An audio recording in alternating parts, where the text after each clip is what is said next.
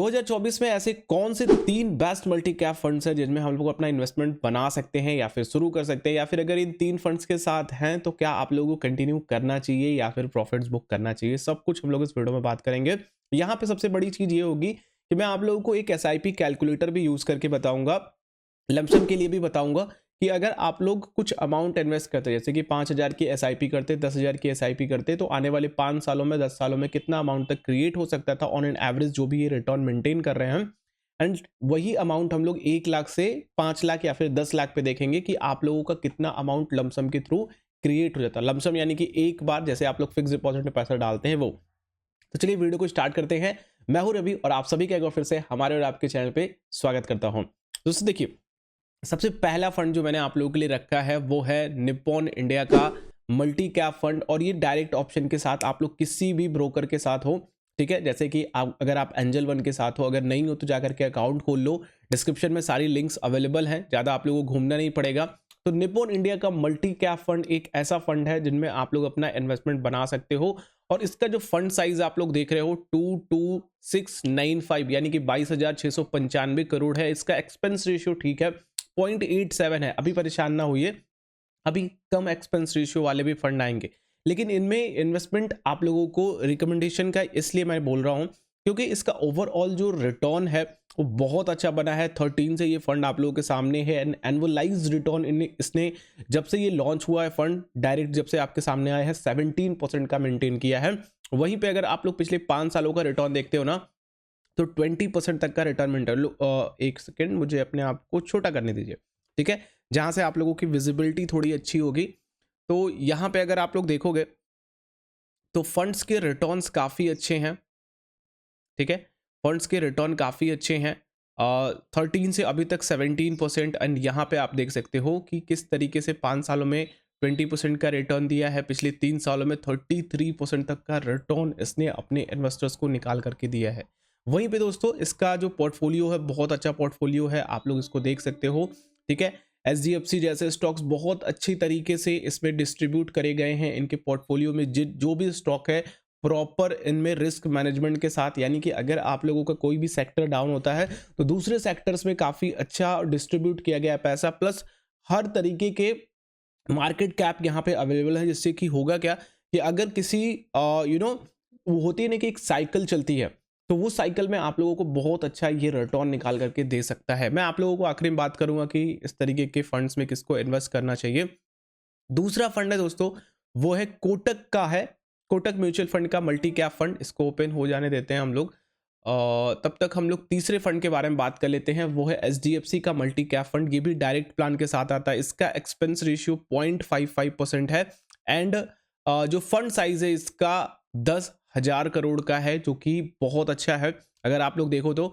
और अगर आप लोग ओवरऑल इसके रिटर्न की बात करते हो, ठीक है, तो सिंस इंस्पेक्शन दिसंबर 21 को ये आप लोगों के सामने फंड आया था। 25% का इसने एनुअलाइज रिटर्न निकाल करके दिया है, यानी कि CAGR आप इसको बोल सकते हो।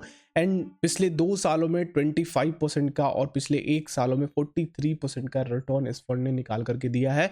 बहुत अच्छा रिटर्न है दोस्तों, और इसका भी पोर्टफोलियो बहुत अच्छा है। सब कुछ देखा हुआ है, मैं आप लोगों को ज़्यादा यहाँ पे परेशान नहीं करूँगा। इसके जो भी रेशियोज हैं अलग, वो भी सब कुछ मैंने देखा है। और यहाँ पे सबसे बड़ी चीज ये है कि आप लोगों का जो इन्वेस्टमेंट है ना, लार्ज कैप में 36% तक का किया गया है, मिड में 15% तक का है, स्मॉल कैप में 24% का है, अदर सेक्टर्स में या फिर अदर मार्केट कैप में कह सकते हो, जिसमें आप लोगों का डेट्स वगैरह भी शामिल होंगे, तो उनमें 20% का। तो ओवरऑल जो पोर्टफोलियो डिस्ट्रीब्यूशन है बहुत अच्छा है इसका भी। तो अगर आप लोग एचडीएफसी का मल्टी कैप देखना चाहते हो तो मैं रिकमेंड कर सकता हूँ इसको। आप लोग अपने हिसाब से भी एक बार चीजें देख करके करो, ठीक है। और यहाँ पे अगर हम बात करते हैं अपने कोटक की, तो कोटक भी हम लोग के सामने खुल चुका है। कोटक का जो फंड साइज है 7080 CR का है, ठीक है, 7,080 करोड़ का इसमें, और इसका एक्सपेंस रेशियो 0.44% है। तो एक्सपेंस रेशियो एक मुद्दा बन जाता है आप लोगों के बेस्ट प्रोडक्ट का कि ये हमारे लिए बेस्ट हो सकता है कि नहीं।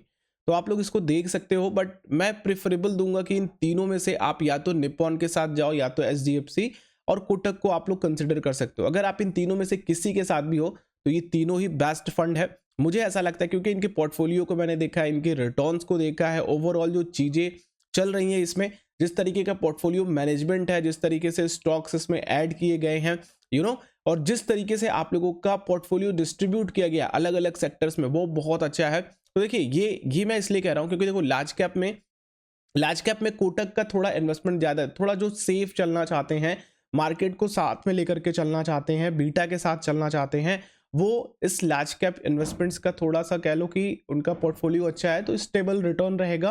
प्लस वो एक चीज़ें होती है ना कि आपका मार्केट अगर फॉल करता है तो बहुत ज़्यादा फॉल नहीं करना चाहिए, क्योंकि वहाँ पे आप लोगों के मिड और स्मॉल कैप में बहुत सेलिंग आती है।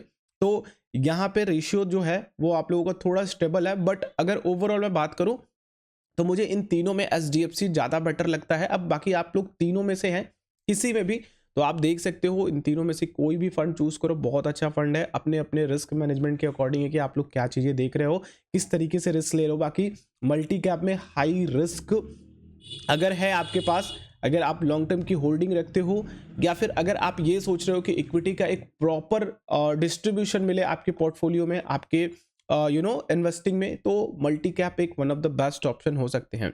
अब देखिए मल्टी कैप में इन्वेस्टमेंट क्यों करना चाहिए, देखिए अगर आप किसी पर्टिकुलर लार्ज कैप में इन्वेस्टमेंट करते हैं या फिर स्मॉल या फिर मिड में, तो आपको पर्टिकुलर एक किसी सेक्टर में या फिर एक पर्टिकुलर कंपनीज में इन्वेस्टमेंट करने का मिलता है जो कि एक मार्केट कैप के बियॉन्ड है, ठीक है।